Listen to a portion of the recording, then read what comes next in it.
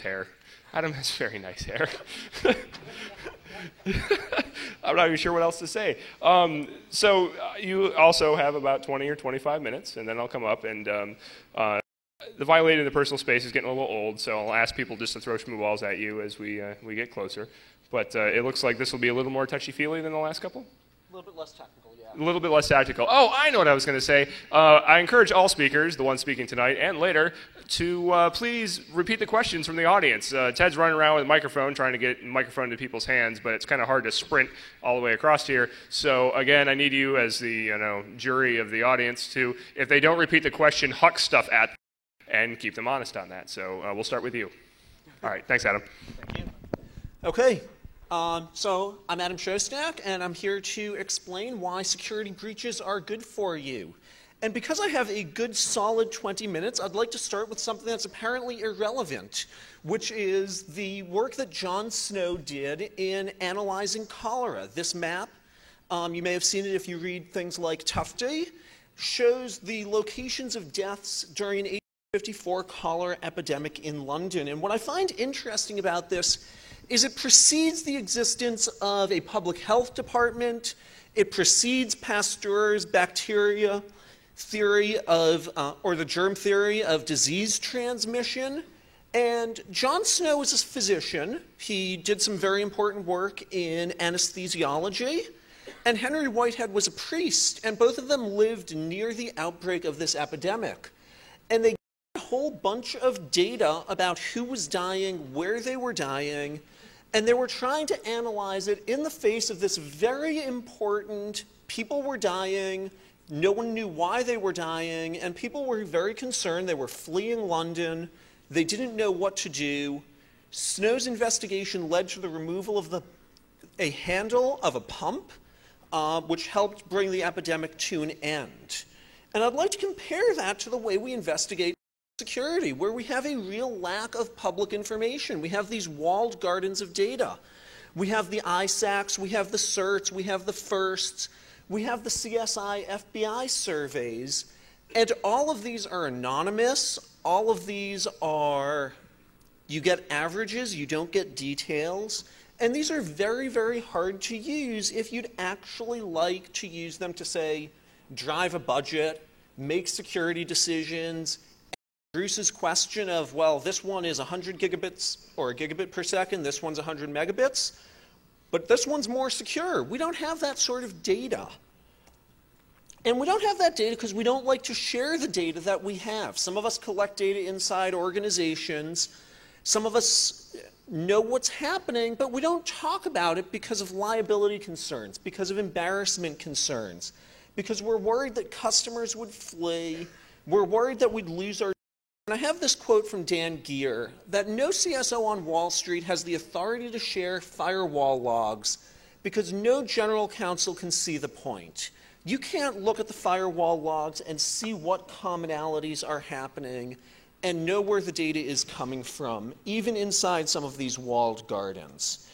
And I believe that breach disclosure is changing everything, that we are seeing a tremendously important shift in the way we're able to talk about problems, in our ability to gather data, and our ability to use that data to make decisions in the future.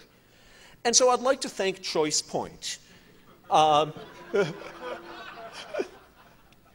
Those of you who know me or have seen some of my writing know that I often kick ChoicePoint. And ChoicePoint was one of the first companies that was impacted by a new law in California, the Senate Bill 1386. And they made some claims about what had happened that didn't quite line up. And 38 attorneys general were sort of skeptical. They said, really, this breach only affected people in California. We'd love to know if this affected our citizens. And there was a huge media firestorm. It drew attention to some privacy issues. It drew attention to this new law that had come into force a month before. And so none of that actually backs up my thesis. We predicted liability, and ChoicePoint got a $15 million fine. We predicted embarrassment, and there's the blog archive. You can go look at me kicking them. We predicted customers would flee, and ChoicePoint actually fired about 20,000 customers. The numbers are media estimates. They're not something the company will give numbers for. And we predicted their jobs, and ChoicePoint's chief security officer, Rich Bache, is now at PricewaterhouseCoopers, not ChoicePoint. So where's the good for you? What am I up here saying? And what I'm saying is that ChoicePoint is an outlier. They're weird. There have been 560 incidents which the fine folks over at Attrition are cataloging. You go to that list, they have a CSV file. In early March, as I was writing these slides, Bruce, they had about 560 incidents. They have more in there now. There's things added almost every day. And when we actually look at the data, what we discover is that most of them have not shown firings. Most of them do not show substantial numbers of customers fleeing. So how do we know that? We know that because Alessandro Acquisiti, Alan Friedman, and Rahul Talang, Alessandro and Rahul are at CMU and Alan's at school at Harvard, have done some research into what is the actual stock price impact of one of these announcements. And they used data from Attrition, they used data from some other places, and they looked at the stock market impact. And they said, 2 days, a couple of %, and then companies recover. Now, there's competing data out there. The Ponemon Institute, in a study that's sponsored by PGP and Vontu, says it's expensive to notify, that customers flee, they'd like to help you do a better job. I believe the Ponemon Institute may be seeing the worst cases. We don't know because they don't list whose data it is they're looking at. But we can actually do science here. We can construct some hypotheses that customers will flee, and we can measure that. We can construct hypotheses that a breach of this size would result in this sort of loss in your share price, or this sort of cost. And we can actually take some real-world data and look at our hypotheses and test them. And that's something that we don't often have the opportunity to do in security organizations. We do some of it in other places, but we don't have a lot of data in security. And we can also analyze methodologies. We can look at one study versus another and say, this study has this data, but when you read their methodology section, they forgot to take this into account. And so you can actually understand why the enormous variations that show up in some of these anonymous surveys, why those variations are showing up. So a question we can ask is, do customers flee? The market doesn't seem to think so. Some of the data in the Ponemon survey suggests that it does. So I've tried another experiment. I went and looked at SEC filings. Well, I tried to look at SEC filings because what I did was I took some systems that were in the Attrition database, and I looked and said, can I find an SEC filing that discusses how their customers are fleeing? Because, with Sarbox, we think that investors have a right to know about material events. And if you think your customers are going to start fleeing, that's probably not a lawyer, but I would think that customers fleeing en masse would be a material event that matters, and you should tell your investors. I was unable to find any SEC filing. Maybe I was looking at the wrong words, maybe I was missing a database, but I couldn't find anything. I would love to know if anyone has filed an SEC filing that talks about these issues. And I'd like to suggest that if it doesn't matter enough to tell investors, your customers are probably fleeing en masse. Is it embarrassing? Maybe, but you're 1 in 500. Come on. There are a couple of outliers. TJX companies are in the news a lot, the Veterans Administration, ChoicePoint. These are outliers. There are things that make each of these stories interesting. A lot of that is size, but a lot of the small breaches, there's one or even no media attention given to them. And there's something else that's really fascinating as I've been watching these stories now for about 2 years, is we're seeing reports in countries where there are no laws requiring them to tell anyone. There was an announcement in Japan recently from a printing firm that had all sorts of confidential data, and that report, no law mandating it. In the United Kingdom, we've seen reports.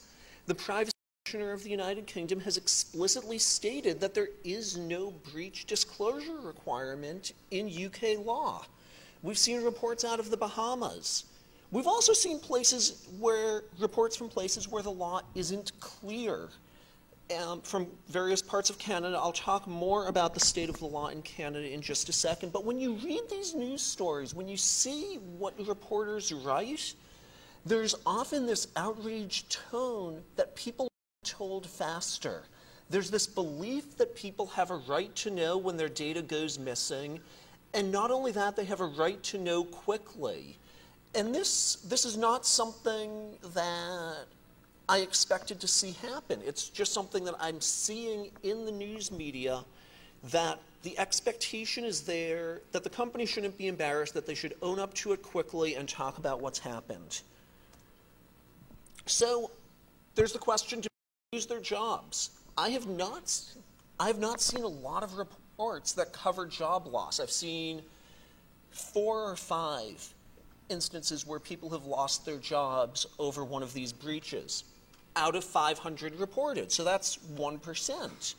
But it's possible to do better than what has Adam seen. And this is what I love about these new laws, is we can actually go and gather data on this random selection, and we can, someone pick up the phone and start calling the people who have had these incidents and see if the person responsible still works there. See if there's been a change in management. Record the results. You can actually go and do a scientific survey of what the rate of job loss is. So some of the laws. California's 1386 started it. Since then, 34 other states have passed laws. Perkins Coie is a large law firm. They maintain this great chart which lists all of the laws in the United States that they're aware of. The privacy commissioners of Alberta and Ontario and Canada, and also the Australian Privacy Commissioner, have come out and said that the existing laws contain duties of notification in various ways, which I find fascinating because, as a non-lawyer, again, I look at the text of the laws, I see nothing about notification, but these folks are experts and they believe that the duties are in fact there. There are efforts underway to create a single national standard here in the United States. And so I believe that breach disclosure is good for you because it allows us to overcome fears. It mandates discussion of some aspects of some security issues. I think discussion is good. I think open conversation about what's happening allows us to learn from one another. It's why we're here. It allows us to bring this stuff into the open and maybe do better than we have done in the past. It may enable research into exactly what's happening and why. And the provinces of Ontario and British Columbia have some really fascinating questions in their forms. And this is going to be a little bit small, but the questions, this is actually in their PDF. It says, describe the breach. Describe what happened. Describe the information that leaked. And then there are two other questions. One is, what are the steps that have been taken so far to control or reduce the harm? And then, what are the future steps planned to prevent further breaches? Now, these are going to government agencies, and the answers to these questions might actually be subject to Freedom of Information Act requests. I hope they are, and I hope that in the future we'll be able to go and look at these and see what companies are actually putting in place to control future breaches. And when we get some history with this, when we get some time, then we'll be able to say, these companies implemented Measure A and those companies implemented Measure B. Is there a statistically interesting difference in the number of future reports? We can compare the effectiveness of measures at the granularity and level that people are talking about them in these forms. And that's not something that we have the ability to do today. It's something that we'd love to be able to do, but no one wants to talk about it. So one myth, Rich Bajik is around here, and I'm mispronouncing your name, I'm sorry. He's done some digging to try and find out, are 80% of security incidents caused by insiders? Different people say they are, other people say that's changed with the internet, and the truth is, we don't really have good data about it. We don't have something that I can go and validate a methodology. I can look at the FBI report and see what they said, but it doesn't talk a lot about how the data was generated. Last Chris Erickson and Philip Howard at the University of Washington published a paper, and they took the attrition data set, they did some additional digging to find more incidents, and they discovered that 60% of the incidents that they found involved some form of organizational mismanagement. Now, that's not the same as insiders, but it is a statistical analysis of a large number of breaches. Gives us the opportunity, someone could go back, could look at the news stories and say, is the word insider mentioned? Or is there strong indication in what we know about the issue that this was actually an insider? And so we have the opportunity to, instead of arguing about what's happening, we can measure what's happening. So who's right here?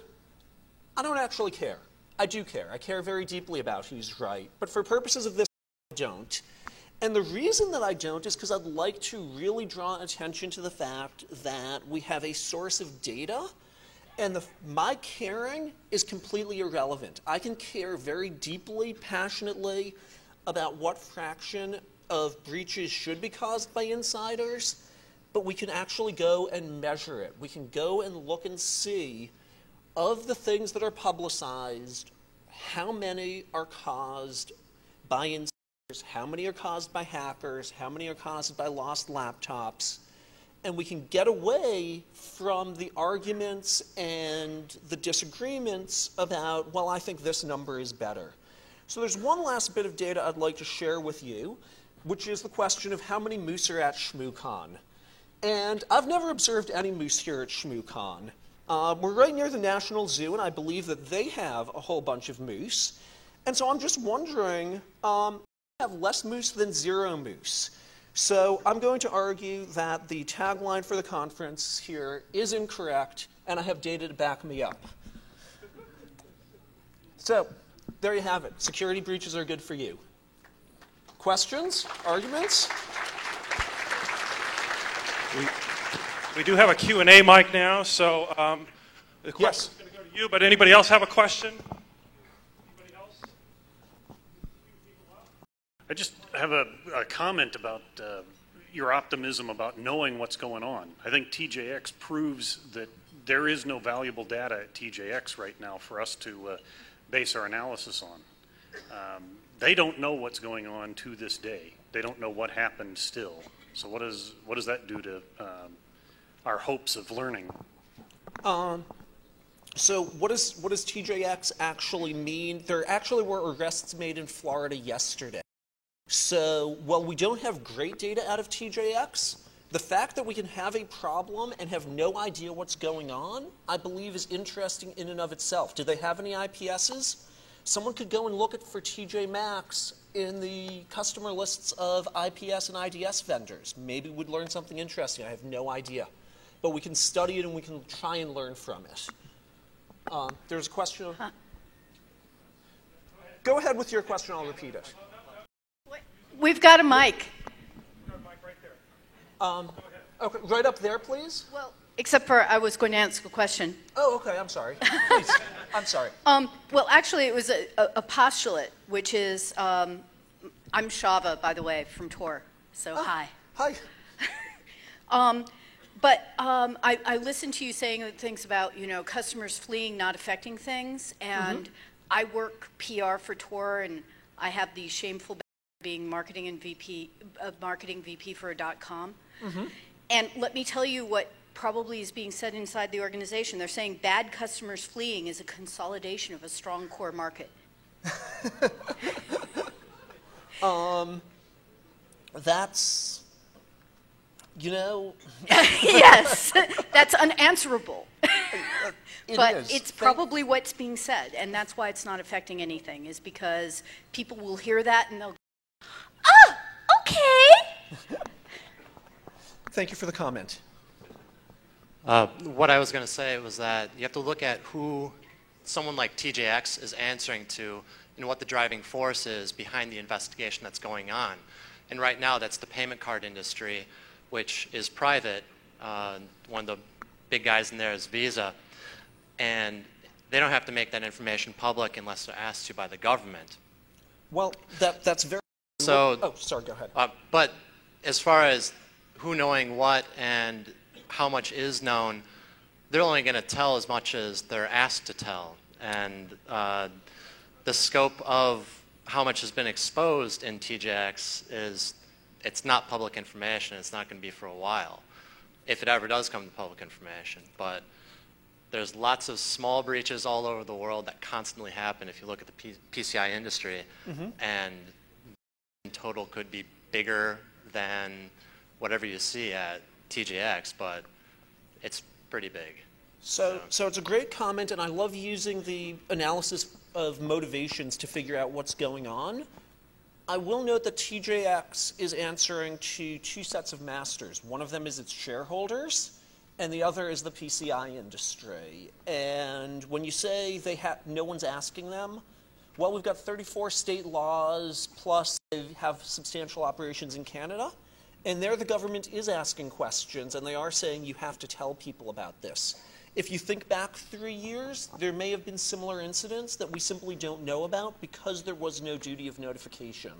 Right. One of the things that you can tell is, at least with the payment card industry, if you've ever shopped at TJ Maxx or Marshalls or anything like that, when they have a big exposure like this and your credit card has been deemed compromised, you may get a new credit card in the mail eventually, and that's direct to the consumer. You can't quantify that from outside unless people report it. But if anybody here has gotten a credit card reissued in the last several months, and you're a shopper at TJ Maxx, then you know what happened. But we finally know why that's happening. Yeah. So I think were there questions over on this side? No? Any other questions? Yes, there's one back there.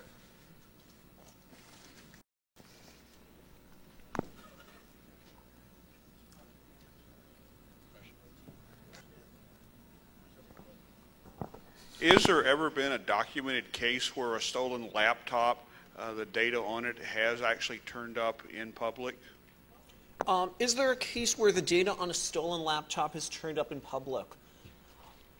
I don't believe there is. One of the really interesting things about the market for card information and full socials and the rest of it, as I understand it, is that the people selling the data don't say a darned thing about where it comes from, and the people buying it don't ask. So even though there's a lot of reports from people who go and monitor these channels, there's nothing at all, and I've gone and talked to many of the people writing these reports and said, where's the data coming from? And they said nobody in the market discusses where the data is coming from. So we don't yet have that connection to a criminal misuse of the data, but I think it's important to consider not only the criminal misuse, but also the broader privacy implications of this data, the personal dignity, the loss of control over your information, and other things when looking at these. Even if there isn't a criminal tie, I think these laws are important. Paul. Anecdotal statements, I have no idea if they're true. I wonder if you've heard these or if you have any comment about it, that some of these lost laptop incidents are actually apparently you may have liability or just public image issues if you lose your data by maybe some other means. But if all of a sudden you lost a laptop, that's something that people know how to manage. And so these laptops are suddenly lost in the event of a disclosure. So the question is, are people spinning this stuff? And Purpose Ah. after a breach by another means Are to pe- cover their I- assets. excuse me. I would be surprised to see. The question is, are they losing laptops on purpose after another issue? I would be surprised to discover that, because that would be deceitful. And when you have a whole when you have a whole bunch of lawyers in the room analyzing your plans, if your plan starts, let's deceive the public as we try and obey this law, that doesn't seem to me to be the wisest thing. But again, I'm not a lawyer, so who knows what would come up. Yes? I just wanted to comment about Visa PCI. One of the things that I really like about Visa PCI is that there's a material cost to businesses in a breach. The cardholder companies... I wasn't being loud. Thanks. So the cardholder companies reserve the right to charge a reissuance fee to the organization that loses those credit cards, which is rumored to be as much as $200. So if you're the CFO of an organization, I mean, I'm not a CXO. I don't claim to be able to do that job. But to me, it makes pretty simple math sense if a potential breach could be millions of credit cards and a potential cost could be $200 per card. That's a significant motivator to want to change your organization's practices to security beyond any potential damage that could be done to the brand and customers fleeing and that kind of stuff. Yes, again, economic arguments are great, and if PCI is imposing charges, I haven't heard a number nearly as high as 200. The highest number I think I've seen is about 25, but I haven't been personally involved in these. These are news media numbers, and we all know how great some of those can be. So yeah, economic drivers for making people do better are a good thing. I'm in favor of them. Can I actually make a comment on that? Sure. Hey, sorry. So it's 20 minutes, so I get to at least pretend that I have some right to be up here. I was involved. How many people in this room are involved in the failed startup previously known as Fort Knox? There's a handful of people. All right. So there are a handful of schmoo bodies on the side of the road. We tried to do credit card processing and transaction processing on the internet, and we were believers in the secure electronic transaction standard from Visa and MasterCard set. You can't say anything more. Well, yeah, exactly. All done. But what was interesting was that there's no business model. As much as there's economic loss, the people that need new cards and need the new technology are the issuers, and the merchants just keep getting screwed because the technology stays the same. So even though there's economics involved, it's the wrong folks. Yep. So how am I actually doing on time? You got like 2 or 3 minutes. Okay. Do we have another? Yes.